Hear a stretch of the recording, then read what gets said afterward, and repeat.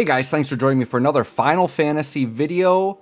And today we do have some news in the Final Fantasy world. So I do want to try to keep up with stuff in relation to Final Fantasy gacha games. Those of you that know me very well, I've been a Dissidia Final Fantasy Opera Omnia content creator until that game went end of service.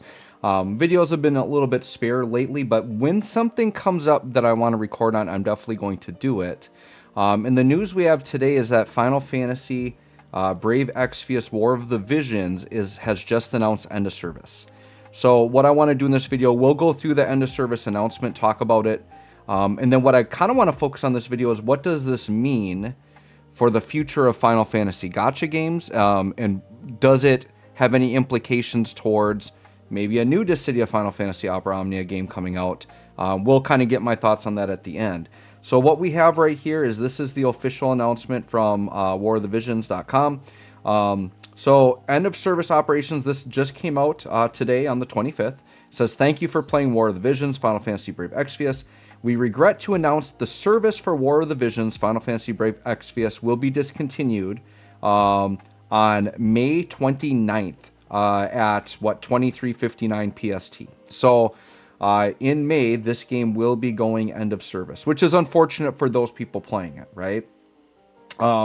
The operations team apologizes for coming to this difficult decision. We're sincerely grateful for the support we've received from our players.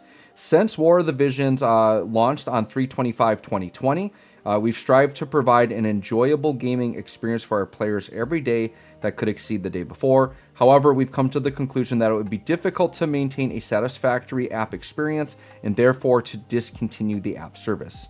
We would like to express our deepest gratitude to all of our players for their patronage and sincerely apologize for the inconvenience caused by this news. So they do have an end of service schedule here in terms of like special events and things that are going to be going on, talking about how they're going to handle Google Play points, things like that, right? So what this game launched, so it's literally, what is it? So May 25th of 2020. So that's when it launched. Oh, so they're literally giving the announcement on their anniversary. It is their anniversary right now. That is like unfortunate news, especially if you're hyped for the anniversary. I will say, I guess I haven't been actively playing it, so I don't know like what their banner schedule and stuff has been like.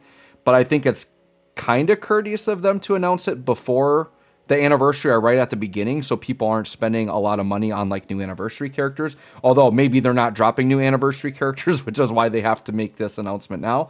Those of you that are actively playing, you can kind of let me know how this is hitting you and what your situation is with that. But yeah, so the game launched in 2020 and it's what, 2025? So it's 5 years. So this game actually didn't last quite as long as DFFOO did. I will just give my thoughts on War of the Visions because I went through 2 stints where I did play it a little bit. The thing I will say about this game is, in general, I like tactics RPGs, and I will say the art in this game was phenomenal.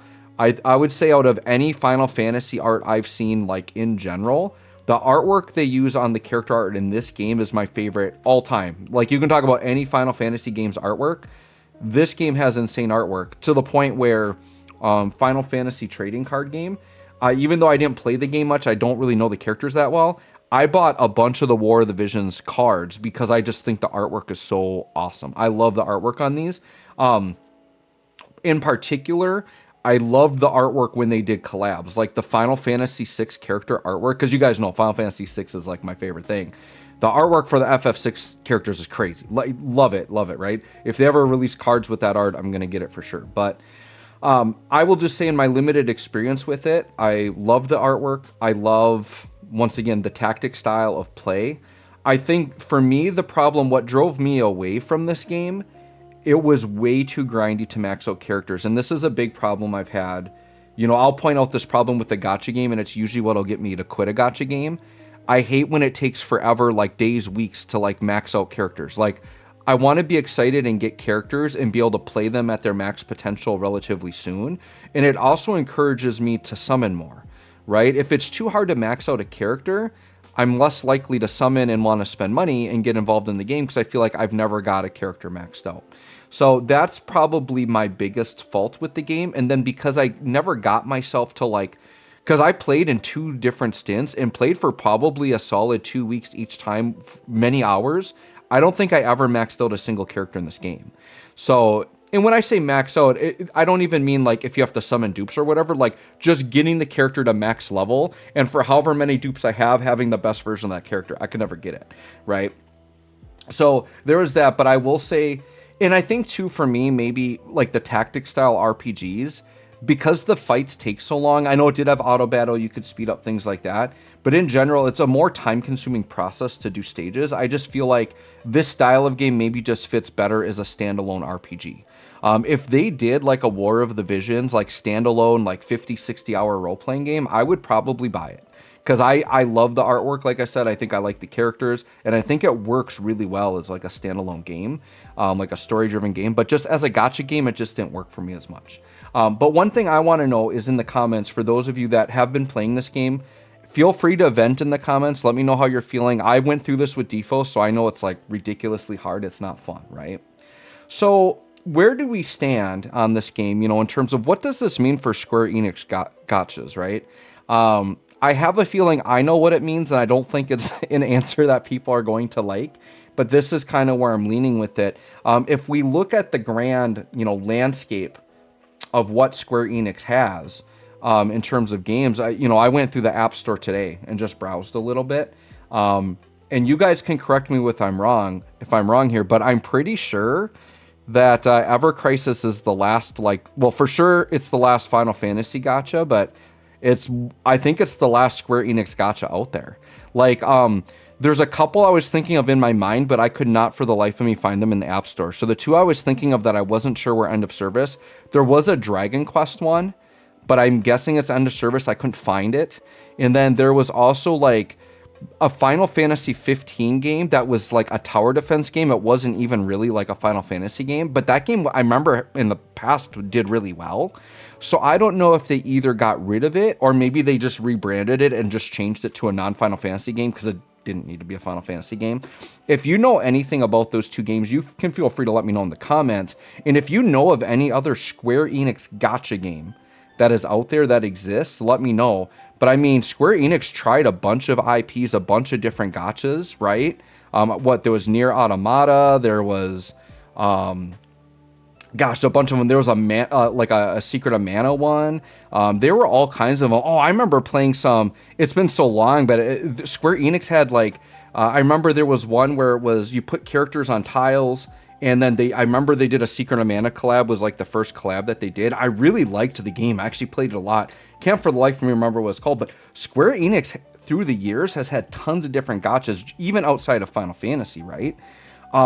But the trend that it's going, what I'm noticing is we have, game after game hitting end of service. And I would say if you're an Ever Crisis player, the end is in sight.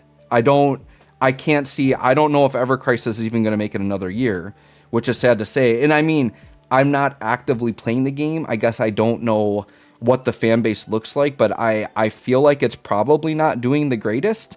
But I could be wrong. You could let me know in the comments if Ever Crisis is doing well, but I feel like the days for that game are probably numbered. And because we haven't seen any other Square Enix gacha, I think as a company, they don't like that model, or they're maybe going to abandon that model altogether. That's my gut feeling in terms of the future of Square Enix gacha games, is that they may be abandoning the gacha system altogether. And they might just be focusing on their standalone RPGs, which has worked for them in the past, right? So unfortunately, a lot of us from the Defo community, we're looking for this game, this new Final Fantasy gacha to replace Defo. My gut feeling is it's probably not coming, to be honest. Now, if we want to cope a little bit, okay, that's my realistic brain talking, right? Like what I think is probably what this means, right? That they really don't like the gacha model and they're giving up on it. And Square Enix has shown that they've been, I know it's all different, kind of departments or factions working on each game, whatever different developers within the company. But at least with Defo, whoever was the higher up in charge of that showed they did not know how to handle a gacha properly when we had that gem cap fiasco thing, when they were trying to put a cap on it, which made absolutely no sense. And I think that was the beginning of the end for Defo. Now, Defo still lasted 3 years after that. But I think a lot of the player base really got hurt by that gem cap thing. And it just showed that whoever the higher ups were in that situation didn't truly understand how a gacha works and how they should properly run a gacha and those things, right?